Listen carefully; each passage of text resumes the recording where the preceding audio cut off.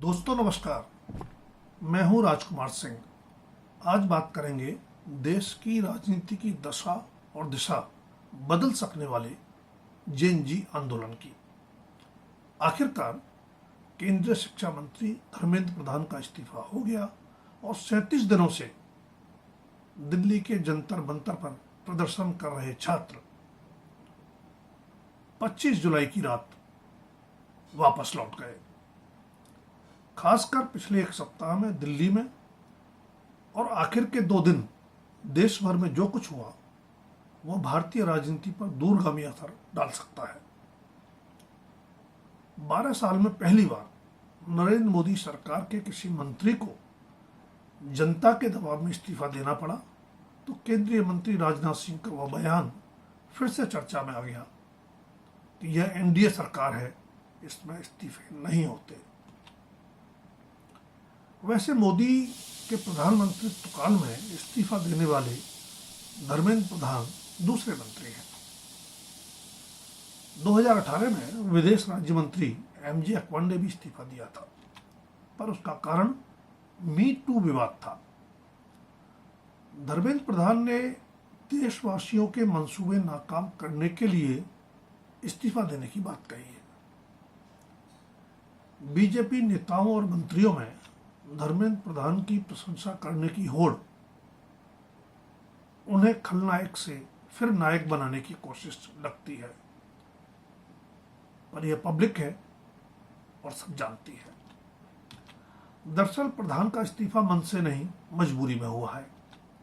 इस्तीफा जितनी जल्दी होता, सरकार और बीजेपी की साख को उतना कम नुकसान पहुंचता। यह बहस का विषय है कि इस विलंब के मूल में अति आत्मविश्वास रहा या आकलन की गलती।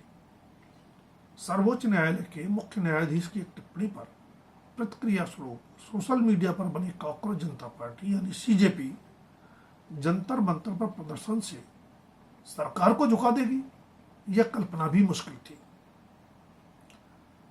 पर 18 जुलाई को चर्चित पर्यावरणविद सोनम वांगचुक को स्वास्थ्य कारणों से जबरन अस्पताल में भर्ती करवाने और 20 जुलाई को संसद मार्च पर अत्यधिक पुलिस बल प्रयोग के बाद तस्वीर तेजी से बदल गई।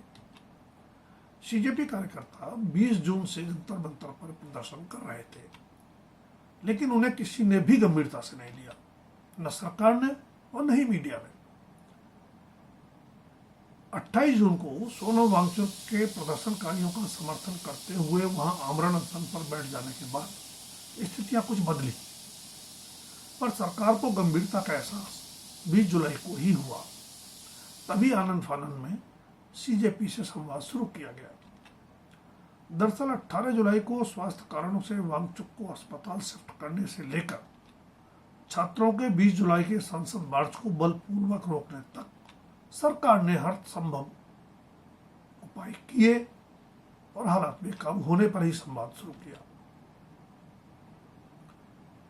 20 जुलाई से शुरू संसद के मानसून सत्र के मद्देनजर विपक्षी दलों में भी प्रदर्शनकारी छात्रों का हितैषी दिखने की होड़ शुरू हो चुकी थी। जंतर मंतर प्रदर्शन में आम आदमी पार्टी की भूमिका साफ दिख रही थी, इसलिए कांग्रेस समेत अन्य दलों ने दूसरी जगह मोर्चे खोल दिए।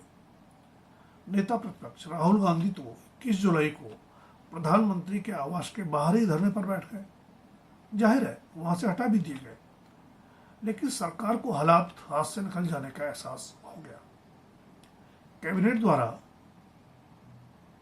पेपर लीक कानून को कठोर बनाने वाले विधेयक को मंजूरी, शिक्षा सचिव का स्थानांतरण और एनटीए के 47 अधिकारी कर्मचारी बदलने जैसे कदम उठाने के अलावा प्रधानमंत्री नरेंद्र मोदी ने भी लगातार 2 दिन देर रात वीडियो जारी कर जेन जी से उन्हीं के अंदाज में संवाद किया, पर तब तक बहुत देर हो चुकी थी। सीजेपी के संयोजक अभिजीत दिपके तथा सरकार से वार्ता कर रहे आशुतोष रांका और सौरभ दास ने तीसरे दौर की वार्ता से पहले ही 2 टूक ऐलान कर दिया कि धर्मेंद्र प्रधान के इस्तीफे की मांग पर पुनर्विचार नहीं हो सकता। सरकार को समझ आ गया, अगर संसद का मानसून सत्र और स्वतंत्रता दिवस कार्यक्रम को इस विवाद के साए से बचाना है तो प्रधान को विदा करना ही पड़ेगा। तभी 25 जुलाई को तीसरे दौर की वार्ता से पहले ही प्रधान को इस्तीफा देना पड़ा। नेट यूजी पेपर लीक के चलते आत्महत्या करने वाले छात्रों के परिजनों को मुआवजा और प्रदर्शनकारियों के विरुद्ध दर्ज पुलिस केस वापस लेने जैसी मांगे मान लेने का आश्वासन भी सरकार ने दिया है।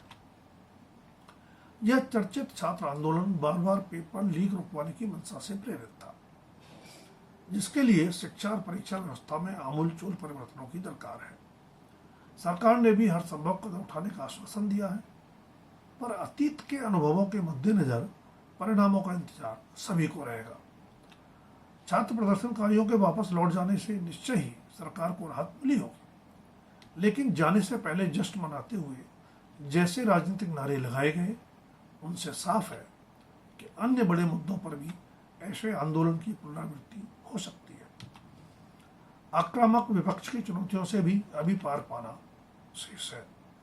अत्यधिक बल प्रयोग के लिए पुलिस और आरएएफ से माफी की मांग छात्रों ने तो छोड़ दी, लेकिन नेता प्रतिपक्ष राहुल गांधी केंद्रीय गृह मंत्री अमित शाह की माफी पर अड़े हैं, जिनके अधीन दिल्ली की कानून व्यवस्था है। ऐसे में सड़क पर शांति के बावजूद संसद में हंगामा जल्द थमने के आसार नहीं है। छात्रों के समर्थन के मुद्दे पर कांग्रेस और आम आदमी पार्टी फिर आमने सामने दिखी, लेकिन सरकार के विरुद्ध पूरा विपक्ष एकमत है।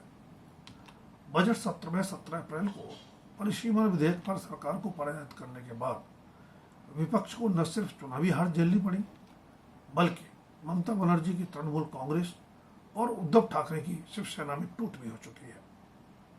अब जबकि छात्र आंदोलन के दबाव में शिक्षा मंत्री को इस्तीफा देना पड़ा है, विपक्ष राजनीतिक और मनोवैज्ञानिक दबाव से सरकार को आसानी से नहीं निकलने देगा। महीने भर से भी लंबे चले इस छात्र आंदोलन में कई चिंताजनक क्षण आए, लेकिन अंत भला तो सब भला। लोकतंत्र में अगर सरकार जन दबाव में झुकती है तो उसे हार जीत से परे व्यापक नजरिए से देखना चाहिए। भविष्य के लिए जरूरी सबक भी सीखे जाने चाहिए। पुलिस और आरएएफ की बर्बरता के दृश्य अनुत्तरित सवाल खड़े करते हैं, जिनका जवाब लोकतांत्रिक सरकार को ढूंढना ही चाहिए। सत्ता पक्ष और विपक्ष तो अपने अपने राजनीतिक नजरिए से इस छात्र आंदोलन और इसके हासिल की व्याख्या करेंगे ही, लेकिन सबसे सुखद और संतोषजनक पक्ष यह है कि जिस जेन जी को जिंदगी के असल मुद्दों से बेपरवाह सोशल मीडिया की आभासी दुनिया में गुम मान लिया गया था, उसी ने बिना संगठनात्मक ढांचे के इतना बड़ा और लगभग शांतिपूर्ण अनुशासित आंदोलन शिक्षा और परीक्षा जैसे मूलभूत मुद्दे पर खड़ा कर दिया कि सरकार को भी झुकना पड़ गया। दोस्तों, अगर वीडियो पसंद आए तो लाइक, शेयर और सब्सक्राइब अवश्य करें। अपनी राय भी कमेंट बॉक्स में दें। धन्यवाद। अभी के लिए इतना ही। जल्द फिर मिलेंगे किसी नए विषय के साथ।